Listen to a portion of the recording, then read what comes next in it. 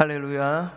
네, 오늘도 각각의 가정에서 또 개인의 거처에서 이 동시간에 온라인에 접속하셔서 우리 함께 예배하는 우리 모든 성도님들에게 주님의 은혜와 평강이 넘쳐나시기를 바랍니다.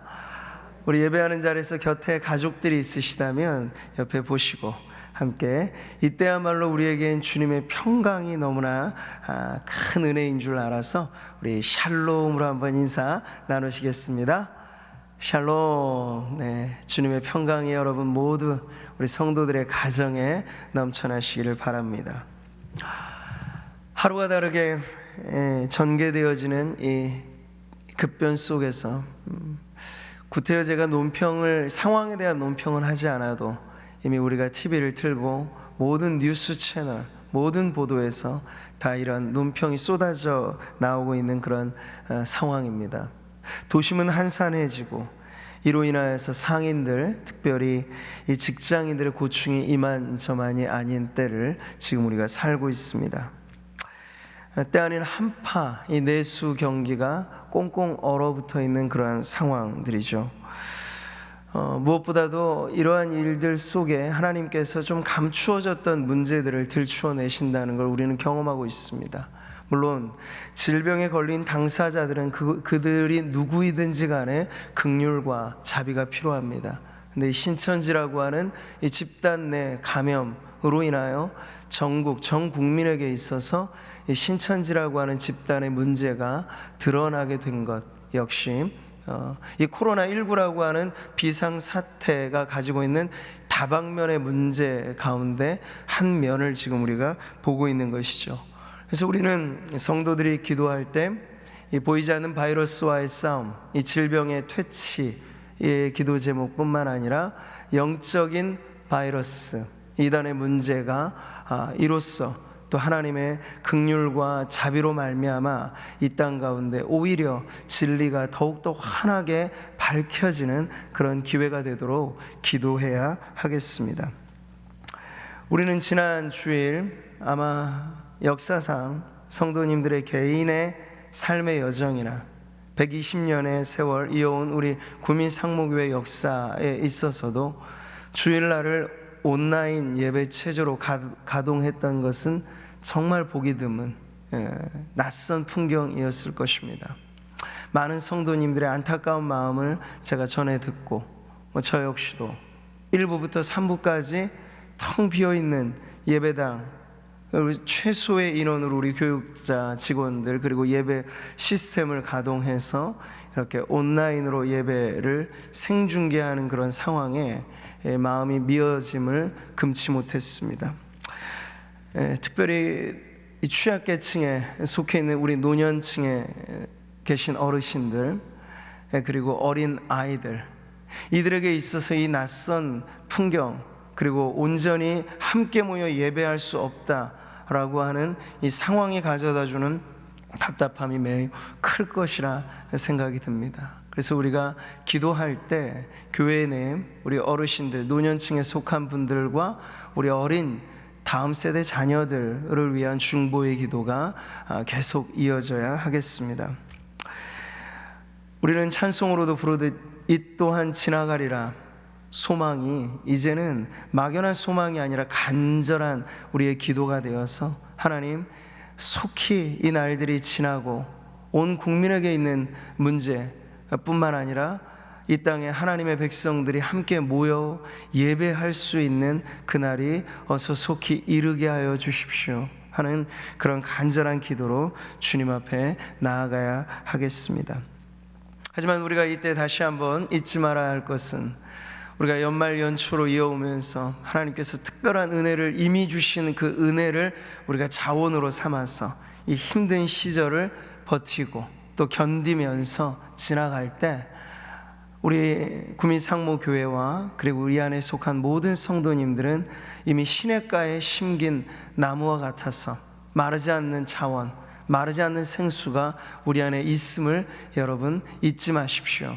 그래서 그 믿음으로 넉넉히 이 길을 지나가며 더욱더 단단해지고 더 우리의 내구성 있는 그런 믿음으로 강하게 하나님 앞에 서게 되는 우리 모든 성도님들 되시기를 주님의 이름으로 축복합니다.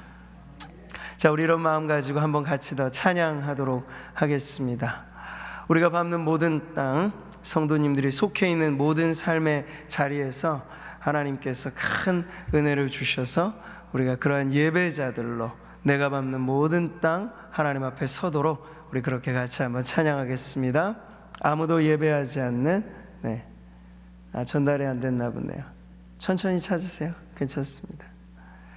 아무도 예배하지 않는 그곳에서 우리 성도님들, 우리 믿음 온 캠페인 기억하시죠? 믿음의 등불을 켜시고, 비록 온라인이라고는 제한된 환경이고 방식이지만 온전한 예배, 그리고 온 가족이 함께 예배하면서 여러분의 자리를 찬양으로 물들이시기를 바라며 우리 같이 한번 찬양하겠습니다.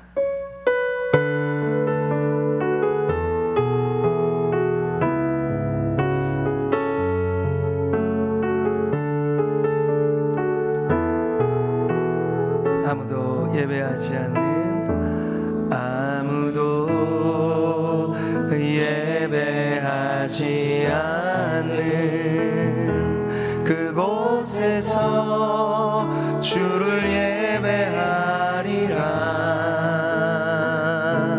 아무도 찬양하지 않는 그곳에서 나 주를 찬양하리라.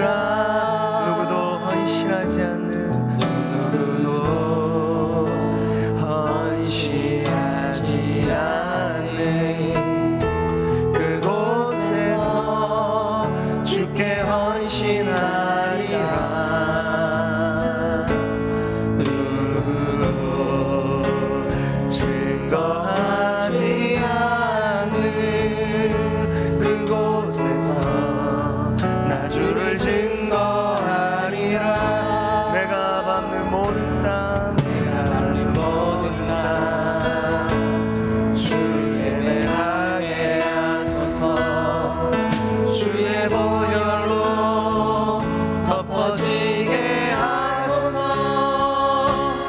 내가 선이 곧 주의 거룩한 곳 되게 하소서.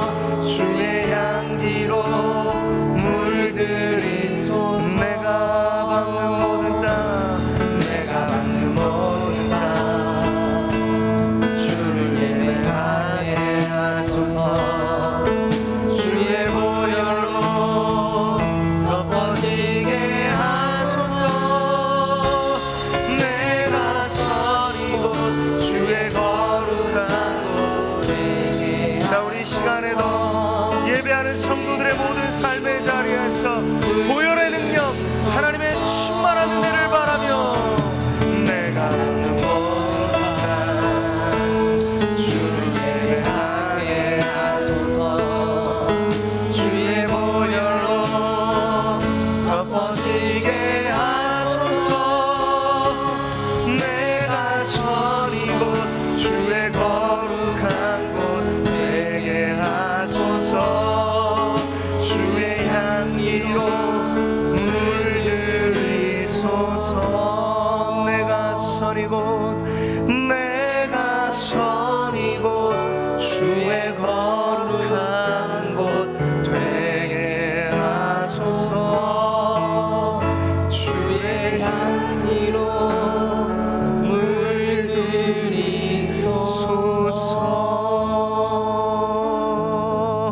아멘. 네, 우리 성도님들이 예배하는 그 자리가 어둠을 밝히는 등불이 켜지는 자리인 줄 믿으시고 믿음의 등을 켜서 하나님을 예배함으로 여러분의 삶의 자리에서부터 축복이 흘러넘치게 되시기를 바랍니다. 자, 우리는 지난 시간 위기를 기회로 바꾼 이 느헤미야의 기도를 살펴보면서 오늘 이제 역사의 새로운 변환점에 나아가는 그 이야기를 살펴봅니다. 느헤미야의 기도는 그야말로 기도의 정석을 보여주었던 것이죠. 아무런 현실 가운데서도 그는 잊지 않았습니다. 무엇을? 하나님의 하나님 되심을. 지금 이것이 너무나 중요해요. 온통 난리고 온통 괴로움이고 고통일 때 믿음의 백성들에게는 하나의 눈이 밝혀져야 합니다. 바로 믿음의 눈이죠. 그 믿음의 눈이란 여전히 하나님은 하나님이시다. 풍랑이는 바다 물결 속에서도 예수 그리스도께서 그 고물에 베개 삼아 주무시고 계시다면 여러분 안심해도 된다는 거예요. 잠잠하라, 고요하라 말씀하시면 인의 경랑은 사라지게 될 것이기 때문에. 그래서 우리가 하나님의 하나님 되심에 대한 믿음을 느헤미야와 같이 갖고 그렇게 기도해야 하겠습니다. 그래야 우리의 기도가 믿음의 기도가 될 수 있는 거예요. 뭔가 쫓기듯 도망치듯 하는 그런 하소연이 아니라 담대하게 현실의 난관을 뚫고 나가는 이런 믿음의 기도가 되는 거죠. 이 느헤미야가 그의 기도에 품어냈던 것은 상황의 문제, 어떤 시대 문제보다 앞서 그 안에 도사리고 있는 이 죄의 문제로 회개하였던 것이 너무나 중요하죠.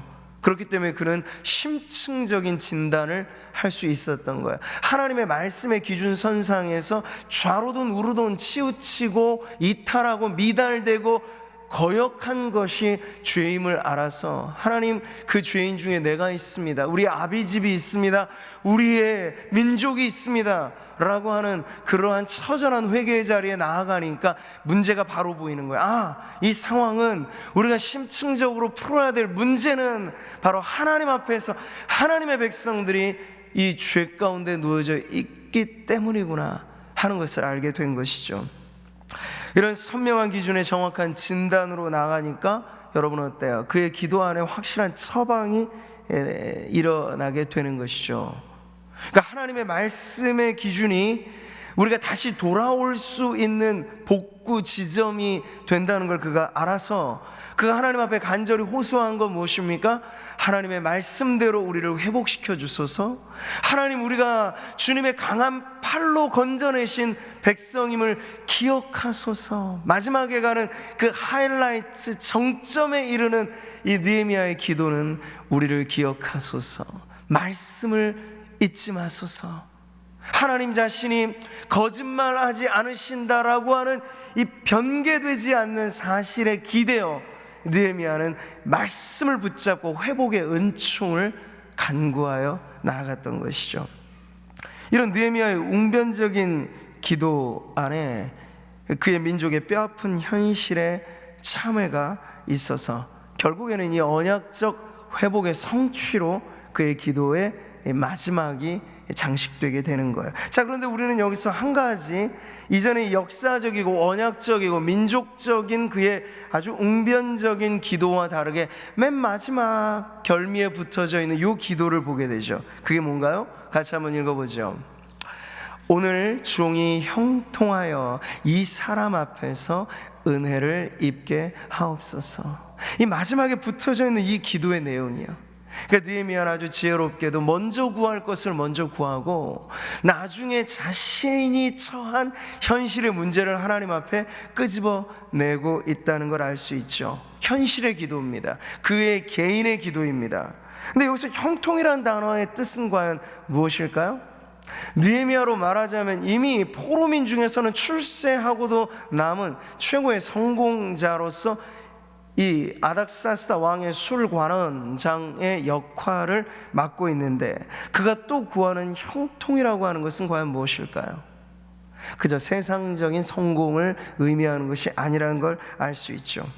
그는 현실의 문제를 타개해가는 데 있어서 내 길이 평탄하게 될 것이라 내가 형통하리라 여호수아에게도 전해주셨던 그 말씀처럼 그가 당면한 이 현실 문제를 풀어가는 데 있어서의 형통을 구하며 기도했던 거예요. 그러니 이어지는 여러분 그 서술에서 그때 내가 왕의 술관원이 되었느니라, 이게 지금 결부되어져 있는 거죠. 이 사람 앞에서 은혜를 입게 해달라, 이게 느헤미야의 마지막 기도였는데 그 기도는 결국 그의 현실의 문제로 이끌어가게 되는 내용을 보여주는 것입니다. 여기서 우리가 알게 되는 느헤미야의 믿음, 그는 현실의 뿌리를 내린 영성을 갖고 살아갔던 것을 알 수 있습니다. 믿음이란 결코 피상적인 것이 아닙니다. 관념적인 것이 아닙니다.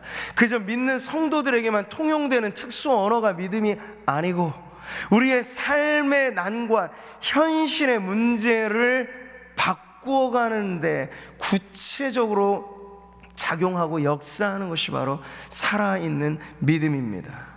종교라고 하는 어떤 특수한 영역에 국한된 것이 아니고 내 삶에 속한 모든 문제 속에 하나님의 뜻을 발견해내는 것이 바로 믿음의 핵심임을 이 느헤미야는 보여주고 있습니다. 그래서 자신이 지금 처한 그 지위를 가지고 어떻게 하면 이 나의 삶 모든 것이 하나님의 뜻을 이루는 도구가 될 수 있을까? 하나님의 뜻을 이루는 통로가 될 수 있을까? 그는 그러한 지혜와 하나님의 은혜를 현실의 문제로 기도하고 있는 것이죠. 여러분, 동시대는 아닙니다만 여전히 역시나 이 포로된 자들로서 느헤미야보다는 앞시대를 살았던 에스더와 모르드게의 이야기를 우리가 기억합니다. 모르드게가 위중한 민족의 문제를 가지고 에스더가 주춤하고 뒷걸음칠 때 그를 일깨웠던 이 일격의 소리가 있어요. 그게 뭔가요? 같이 한번 읽어보죠. 내가 왕후의 자리를 얻은 것이 이때를 위함이 아닌지 누가 알겠느냐. 모르드게가 정신 바짝 차리도록 에스더에게 말해준 거예요. 에스더가 포로민 가운데 왕후가 되었다 하는 것도 놀라운 일이었죠. 여러분, 지금 느헤미야가 살아가고 있는 시대를 주름잡고 있는 왕은 아닥사스다입니다. 근데 그 아닥사스다 왕의 부친 부왕이 아하수에로 왕이에요. 그 왕이 통치했을 때 살았던 이가 에스더와 모르드게. 네. 그렇기 때문에 지금 그 전후의 이전 세대와 이후 세대에 있어서 지금 하나님께서는 유력한 자리에 올랐던 에스더의 그 왕후의 지위가 민족의 운명을 좌지우지할 만한 하나님의 키와 같이 그의 지위가 사용될 수 있도록 하셨다고 지금 모르드게는 가르쳐주고 있는 거죠. 마찬가지입니다. 현실에서 지금 느헤미야가 술 관원이 되어 있는 건 우연이 아니라는 거야.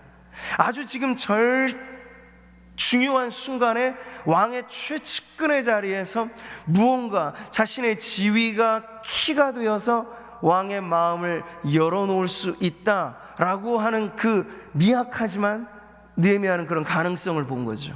그래서 자신의 지위로 왕에게 무언가 도움을 요청할 때 하나님이여 나를 이 일에 형통하게 하소서라고 지금 느헤미야가 기도하였던 것이요. 자, 이렇듯 우리는 성도로서 이 땅을 살아가면서 성스러운 것, 속된 것, 이걸 이분법의 사고라고 합니다. 그러한 사고방식으로 신앙생활을 하는 것이 아니라 우리가 앞서 찬양했잖아요. 내가 밟는 모든 땅, 내가 살아가는 모든 삶의 자리에서 하나님의 하나님 되심을 드러내는 빛으로, 세상의 빛으로, 세상의 소금으로 우리가 부름받았다는 사실을 잊지 마시기 바랍니다. 그러니까 이분법의 신앙이 자리 잡을 곳은 없어요. 우리는 통합적인 신앙을 가지고 우리의 삶 24시간 우리의 모든 삶의 움직임 속에 하나님의 뜻에 따라 우리의 발걸음이 이어져야 할 성도로서의 건강한 믿음을 갖고 저와 여러분이 살아가게 되기를 주님의 이름으로 축복합니다. 역사에 따르면 아닥사스다 왕의 부친이었던 아하수에로 왕은요, 결국엔 반역에 의해 죽음으로 생을 마감하게 되었다고 알려졌습니다. 이렇듯 인간이 세운 나라는 그 역사는 어느 한 왕조도 영원하지 않다는 걸 보여줍니다. 이 국가의 흥망성쇠의 역사는 돌고 돈다는 걸 보여주죠. 이 쿠데타로 인해서 부왕의 끔찍한 죽음을 목격하고 그 다음에 왕위를 계승했던 이가 바로 지금 오늘 느헤미야 이 서에 등장하는 아닥사스다 왕이라고 한다면 그는 처음부터 얼마나 자기 측근들에 대하여 사실 경계심을 가졌을까? 우린 충분히 상상할 수 있습니다. 가장 가까운 곳에 적이 있다. 구데타라고 하는 그런 거잖아요. 그렇게 해서 부왕의 목숨을 잃고 자신이 어렵사리 이 왕위를 계승하였기 때문에 그는 측근의 단속에 다른 어떠한 이보다도 신경을 많이 썼을 겁니다. 근데 그런 엄격하고 까다로운 기준에 선발되어서 지금 느헤미야가 왕의 최측근인 술관원의 지위에 올랐다라고 하는 것, 이것이 얼마나 유력한 위치인가가 분명히 드러나는 거죠. 왕의 신임을 받는, 그래서 그 당시 횡행했던 독살이나 어떤 암살로 인하여 왕의 목숨이 위태로운 그러한 불안한 시기에 왕의 음식과 음료를 담당하는 그 관원장이라고 하면 정말이지 중요한 자리라고 할 수 있겠습니다. 자, 그럴 때 우리는 하나님께서 다시 한번 느헤미야로 하여금 왜 이때 이 시기에 그가 왕의 술관원이 되어서 그 왕의 곁에 있게 하셨는가에 대해서 느헤미야가 하나님의 뜻을 묻는 것이 얼마나 중요한가 하는 걸 배우게 되는 거죠. 자, 이렇게 왕의 술관원으로 봉직했던 느헤미야, 그는 고국의 뼈아픈 현실, 당면한 위기를 타개하기 위해서 지금 자신의 지위를 가지고 왕의 마음을 움직일 그러한 마음으로 하나님 앞에 기도하였고, 이제 때가 되어 왕과의 결정적인 만남의 순간 그가 왕에게 이러한 요청을 하는 자리에 나아가게 되는 거예요. 그 스스로가 말하기 전에 왕과의 만남을 통해서 하나님께서 어떻게 아닥사스다 왕을 변화시켜 주시는가를 지금 우리가 보는 거죠. 바로 오늘 2장 1절 2절 말씀인데요, 같이 한번 읽어보겠습니다. 아닥사스다 왕 제20년 니산월에 왕 앞에 포도주가 있기로 내가 그 포도주를 왕에게 드렸는데, 이전에는 내가 왕 앞에서 수심이 없었더니 왕이 내게 이르시되 내가 병이 없거늘 어찌하여 얼굴에 수심이 있느냐, 이는 필연 내 마음에 근심이 있음이로다 하더라. 자, 오늘 본문은요, 니산월이라고 하는 특정한 날을 가리키고 있습니다. 이 바벨론의 유배 중이었던 유대 종교력을 말하자면 한 해의 첫 달을 의미합니다. 아빕월이 바로 유대력의 이 첫 달의 이 명칭인데, 이것이 포로기 때는 니산월이라고 하는 명칭으로 바뀌게 된 거예요. 여기 무언가 물론 연대기적으로 정확하지 않은 문제가 있기는 합니다. 그게 뭐냐면 느헤미야 1장 1절이 시작할 때 아닥사스다 왕 제20년이라고 하는 이 제위년의 기준을 갖고 말을 할 때 기슬르월이라고 하는 달을 표시해 주고 있어요. 근데 그 기슬르월인 당시로 말하면 니산월보다는 더 뒤에 나오는 달입니다. 이것이 유대력에 따르면 첫째 달이 니산월이라면 기슬르월은 9번째 달이라고 말할 수 있겠어요. 그러니까 이 순서상의 이 뒤바꿈에 대해서 많은 학자들이 좀 어려움을 겪긴 합니다만, 우리가 보통 이 부분은 그렇게 풀어갈 수 있어요.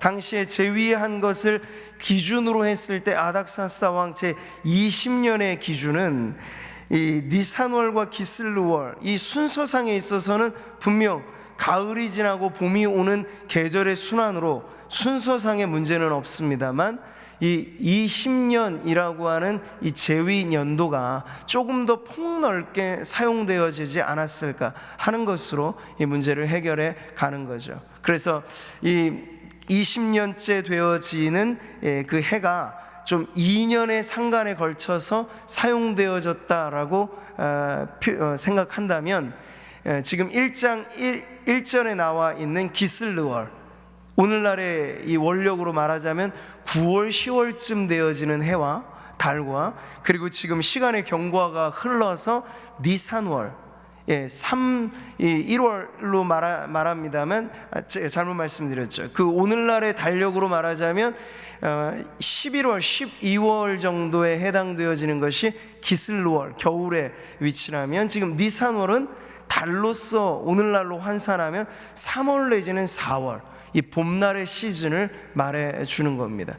어쨌든 우리가 좀 까다롭습니다만 오늘날의 달력 기준이나 그 당시 이 페르시아나 유대력을 가지고 사용했을 때나 공통된 것은 이것입니다. 느헤미야가 고국의 소식에 뼈아픈 현실로 하나님 앞에 기도하기 시작한 이후 적어도 3-4개월의 시간이 경과된 후에 그가 지금 아닥사스다 왕과의 결정적인 만남을 갖게 되었다라는 거죠. 그것만 여러분 확실히 아시면 돼요. 자, 본문은 이렇게 아주 중요한 만남의 자리에서 다시 술관원장으로 자신의 직무를 할 때에 이 느헤미야의 낯빛에서 예전에 발견하지 못했던 근심을 보면서 이 왕이 그에게 관심을 갖게 되어진 것을 표현해주고 있죠. 눈에 띄게 수척해 보이는 느헤미야, 아마도 그는 몇 개월간 그저 일시적인 금식만이 아니라 기도하면서 아마 정규적인 금식을 하였을 것입니다. 그러니 그의 몸도 마음도 얼마나 안타까운 그러한 처지에 있었는가 하는 것을 알 수 있는 거죠. 이 왕은 그의 낯빛에 보여주는 이 근심을 보면서 걱정 어린 마음으로 그에게 묻습니다. 내 건강상에 무슨 문제가 있느냐? 건강에 문제가 없다면 필시 너의 마음의 근심이 너무 짙어 보이는구나. 그 이유가 무엇인지 내게 말하라.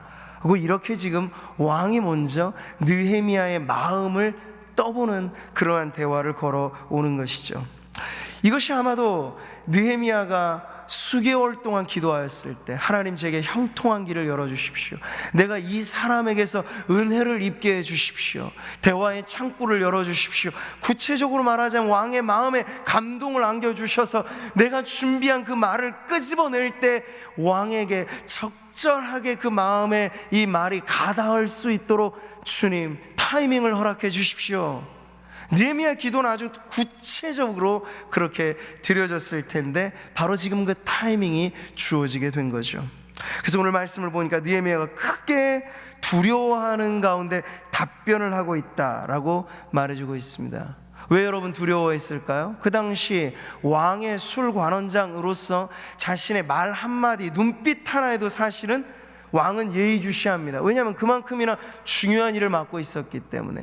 이 마시는 포도주에, 술에 누가 독이라도 탔을까 타지 않았을까, 그게 늘 왕에게 있어서 노심초사 걱정거리인데 그 최종적인 이 결과 여부를 확인하는 술관원장의 낯빛이 어둡다, 왕의 마음에도 근심이 넘쳐날 일 아니겠습니까? 그러니 이 직무상의 그의 일은 언제나 환한 빛으로 왕 앞에서 그의 잔을 높이 들어주어야 할 책임이 바로 느헤미야에게 있었고, 이전까지 느헤미야는 그 일을 한치의 오차 없이 잘 감당해 왔으나 지금 오랜만에 만난 이 아닥사스 왕과의 만남, 이 연회에서 그의 일을 할 때 예전과 같지 않은 느헤미야를 보면서 지금 아닥사스 왕의 궁금증이 생기게 되었다는 거예요.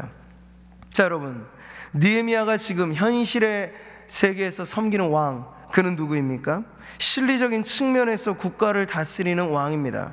그저 감정에 의해서 국가의 중대사를 결정하지 않습니다. 더군다나 지금 그 앞에 서 있는 느헤미야, 아무리 충신으로 여겨 측근에 놓았다 하더라도 그 출신에 관해서 왕이 모르지 않아요. 포로민 중에 하나입니다. 소수민족 중에 하나입니다. 탁월함이 있었기 때문에 등용은 하였지만 언제든지 사실 경계심을 갖고 바라봤던 대상입니다.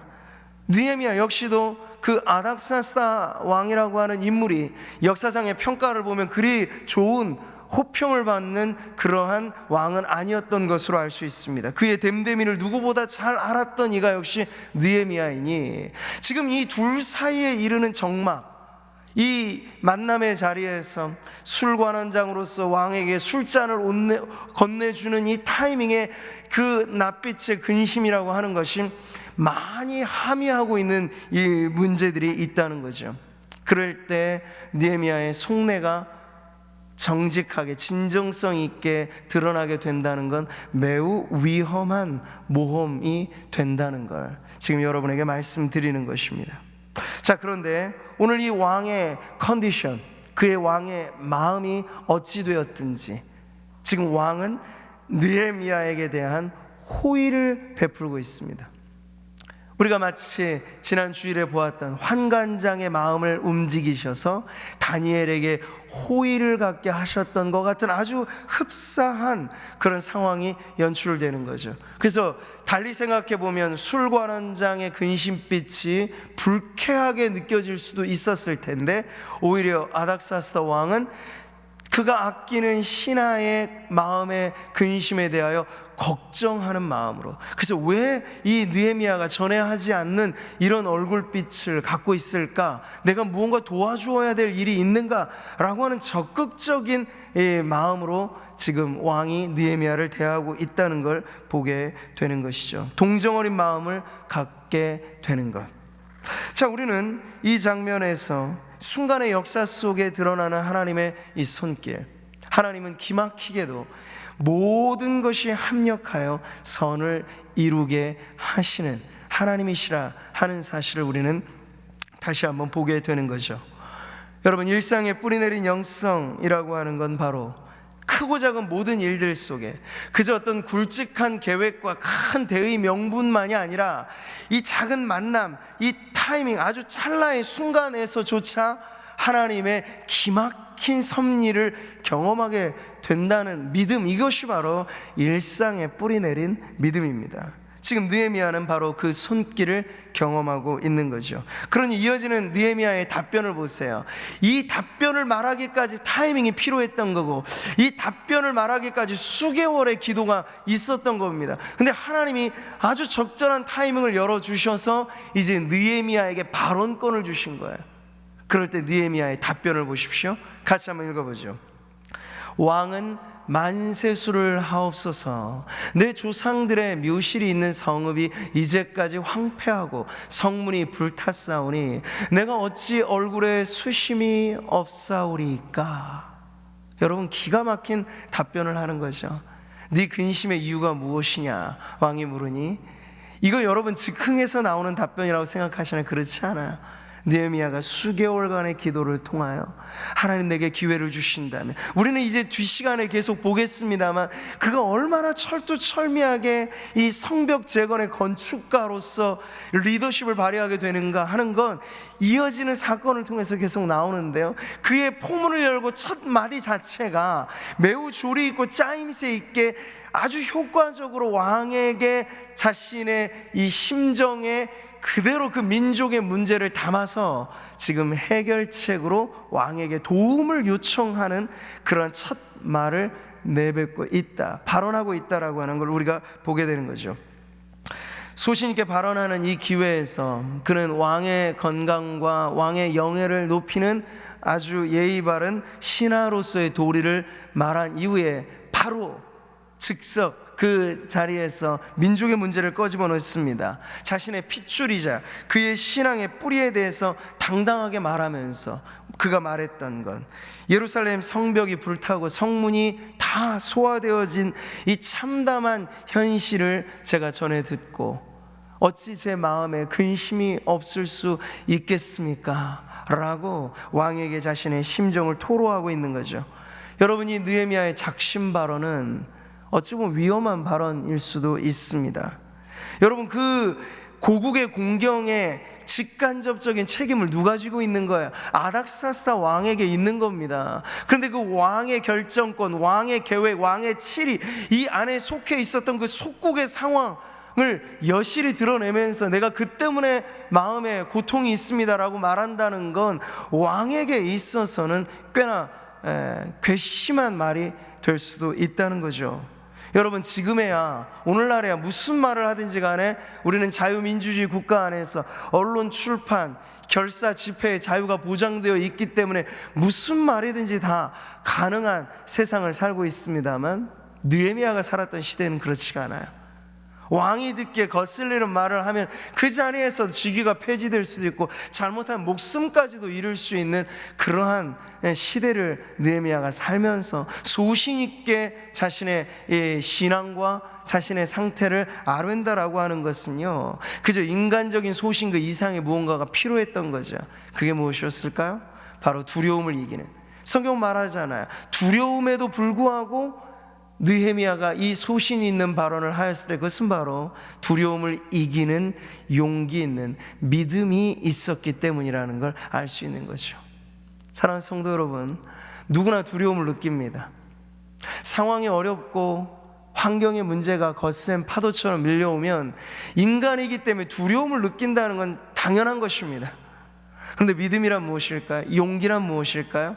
두려움을 느끼지 않는 것이 아니라 두렵지만 그럼에도 불구하고 하나님의 뜻을 구하면서 두려움을 이기며 한 걸음 더 내딛는 것이 용기이고 용기 있는 믿음입니다. 지금 오늘 우리들에게 필요한 믿음이란 바로 그와 같은 용기 있는 믿음이 될 것입니다. 오늘 예배하는 우리 성도님들 안에도 느헤미야와 같은 이와 같은 믿음이 넘쳐나셔서 우리 성도님들의 개인의 삶이나 우리가 처한 이 환경 속에 이런 그 모든 위중한 상황임에도 불구하고 한 걸음 더 내디딜 수 있는 그러한 믿음의 발걸음이 이어지시기를 축복합니다. 자, 이렇게 용기 있는 믿음으로 담대히 말하였을 때 여러분, 이 다음에 이어지는 내용이 우리는 하나님의 역사를 보게 되는 것이죠. 잠언에 이런 말씀이 있습니다. 중요한데 같이 한번 읽어보죠. 왕의 마음이 여호와의 손에 있음이 마치 봇물과 같아서 그가 임의로 인도하시느니라. 세상의 최고가는 권력자가 왕이죠. 근데 잠언은 말합니다. 지혜는 가르쳐줍니다. 그 왕조차도 누구의 손 안에 있는가? 바로 하나님의 손 안에 있다는 걸 보여주는 거예요. 이 원리는, 이 법칙은 지금도 똑같습니다. 그러니 우리의 눈앞에 누가 있느냐, 그거보다 중요한 건 우리가 하나님의 시선을 의식하여 왕의 마음조차도 봇물처럼 임의로 움직이실 수 있는 그 하나님을 향한 믿음을 가지고 사는 것이 성도들의 삶이다 하는 걸 가르쳐 주는 거죠. 여러분, 출애굽의 역사 속에 성경이 계속해서 강조했던 건 뭡니까? 이 바로의 마음이 완강하게 되는 것이 그가 주체적으로 되었다라기보다는 10가지 재앙의 마지막 선에서 백기를 들기까지 하나님께서 바로의 마음이 완강하게 하셨다라고 성경은 반복해서 보여주고 있어요.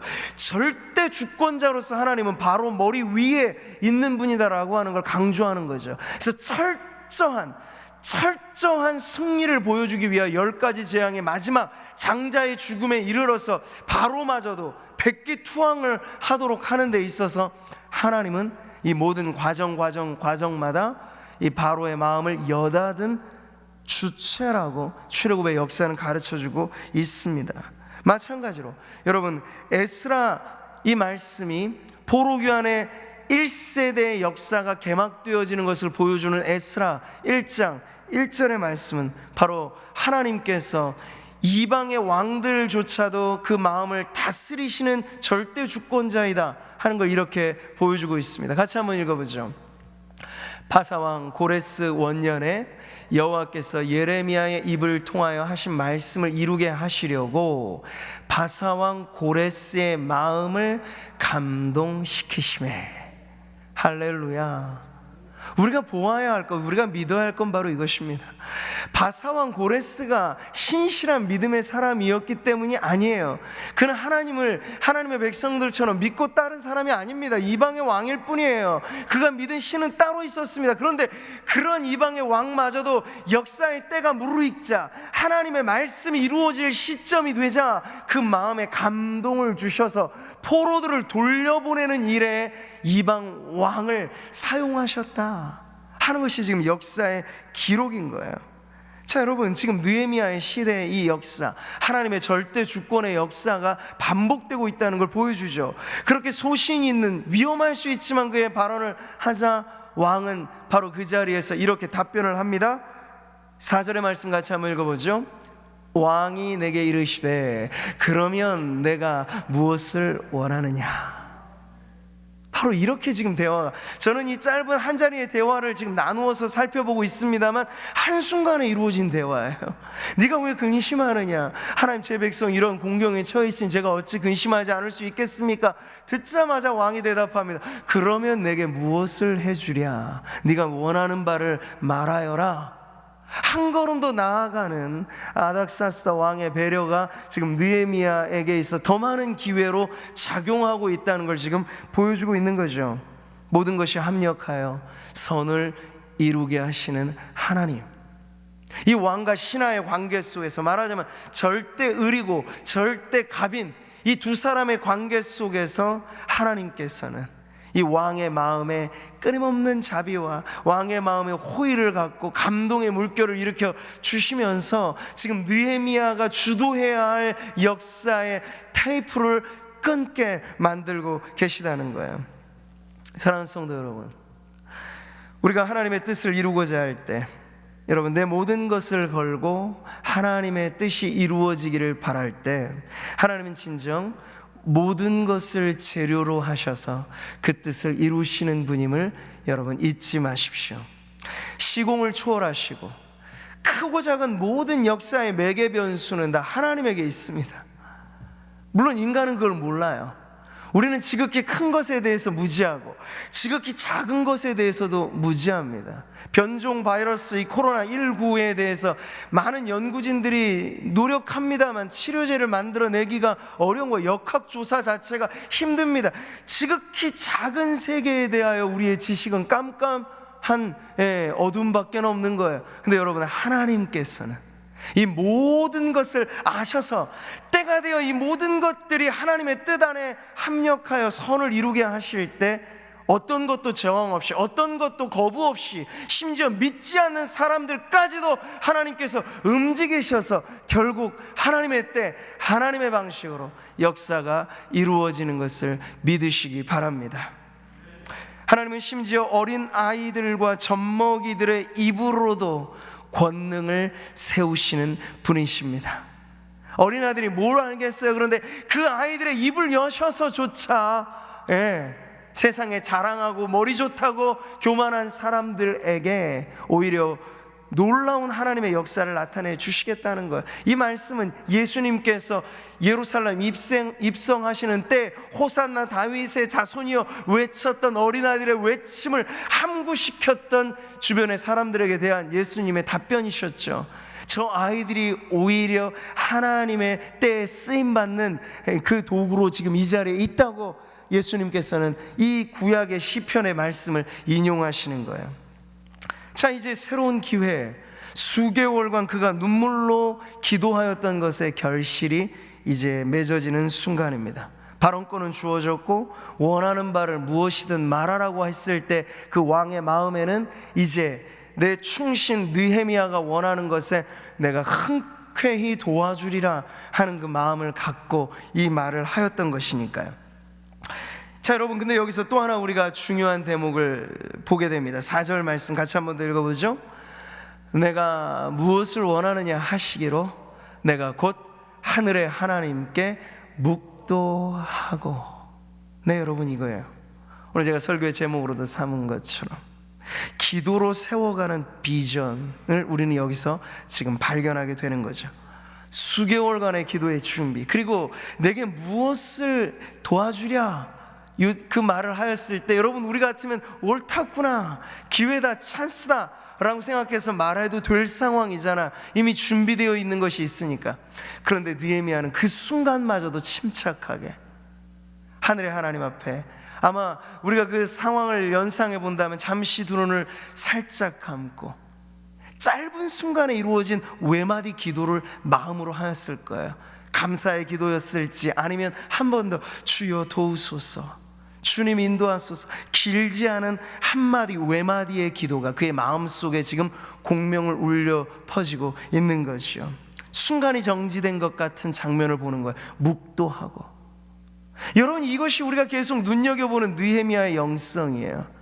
특별한 장소, 특별한 때에만 하는 한시적인 기도가 아니라 느헤미야의 기도로 말하자면 무시로 성령 안에 깨어 범사의 모든 일에 기도하라고 하는 그 신약의 명령이 구약의 이 모델을 우리가 보게 되자면 느헤미야가 바로 그런 사람이에요. 중요한 순간순간마다 그는 기도가 그의 호흡이 되었고 기도가 그의 삶의 가장 중요한 결정의 앞자리에 놓여 있다라고 하는 걸 이렇게 보여주고 있는 거죠. 이 순간의 기도, 종교적인 형태를 말하는 것 아니에요. 여기 뭐 무릎 꿇었겠습니까? 통성으로 말했겠습니까? 그런 것 없어요. 지금 왕 앞에 빨리 대답해야 되는 그 순간에 그는 잠시 묵상 기도하였다고 말해주고 있는 거죠. 이 무건의 기도, 아주 단순한 기도. 여러분, 그런데 이것이 아주 가공할 만한 위력이 있다는 걸 여러분 기억하십시오. 기브온에서의 전투에서 느헤미야 역시도 짧지만 강력한 기도이자 선언을 하지 않았습니까? 태양아 멈추어라. 근데 하나님께서는 그 여호수아의 외침이자 기도를 들으셔서 그 순간 놀라운 전무후무한 기적을 일으키셨어요. 여러분, 그러니 기도란 무엇입니까? 이 어마어마한 능력의 출처는요, 말의 길이가 아니고 우리의 전심이 담긴 순간에 외쳐지는 외마디 함성 같은 외마디 무건의 기도조차도 하나님의 손에 들려져 이 땅을 향한 하나님의 역사로 우리의 기도가 쓰여질 때, 여러분, 역사는 놀라운 일을 일으키게 된다는 것이요. 윌리엄 블레이크라고 하는 시인이 순수의 전조라고 하는 시에서 노래하듯 한 송이 들꽃에서 하늘을 보고 한순간에 영원을 보듯, 우리는 지금 느헤미야의 이 무건의 기도, 아주 짧은 찰나의 기도의 빛을 발하는 그의 믿음의 역사를 지금 보게 되는 것입니다. 5절의 말씀은 이제 그렇게 묵도한 이후에 순차적으로 아주 잘 준비된 그의 계획의 청사진의 밑그림을 지금 제시하는 장면으로 나아가죠. 우리 마지막 5절 같이 한번 읽겠습니다. 왕에게 아뢰되 왕이 만일 좋게 여기시고 종이 왕의 목전에서 은혜를 얻었사오면 나를 유다 땅 나의 조상들의 묘실이 있는 성읍에 보내어 그 성을 건축하게 하옵소서. 지금 느헤미야의 원대한 계획의 발설이 나오는 타이밍입니다. 묵도 이후 지금 느헤미야가 밝히는, 근데 여러분, 이 내용 자체는 이미 작심한 거죠. 말하자면 험지로 가겠다는 겁니다.